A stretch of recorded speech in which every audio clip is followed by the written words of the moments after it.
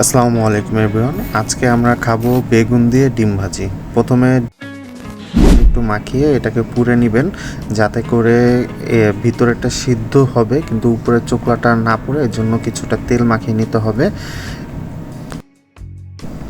পরবর্তীতে ডিমটাকে ফেটে নিয়ে তার মধ্যে পর্যাপ্ত পরিমাণ মশলা, পেঁয়াজ যা দেওয়া লাগে দিয়ে নেবেন আপনার স্বাদ মতো।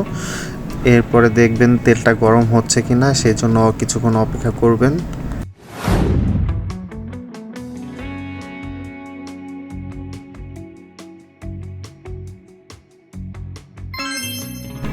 তেলটি গরম হয়ে আসলে প্রথমে ডিমের অর্ধেক অংশ দিয়ে দিবেন, যাতে করে এর উপরে আপনি যে বেগুনটি স্ম্যাশ করে রেখেছিলেন সেই অংশটা দিতে পারেন।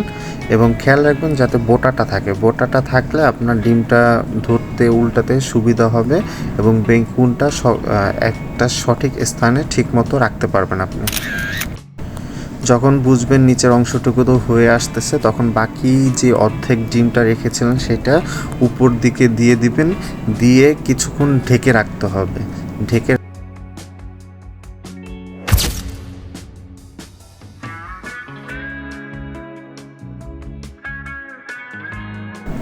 যখন মনে হবে যে নিচের অংশটুকু হয়ে আসছে, তখন ডিমটাকে উল্টে দিবেন।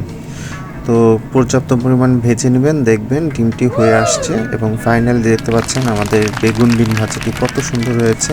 Thank you so much for watching the video. আশা করি এভাবে বানিয়ে খেলে আপনাদেরও ভালো লাগবে।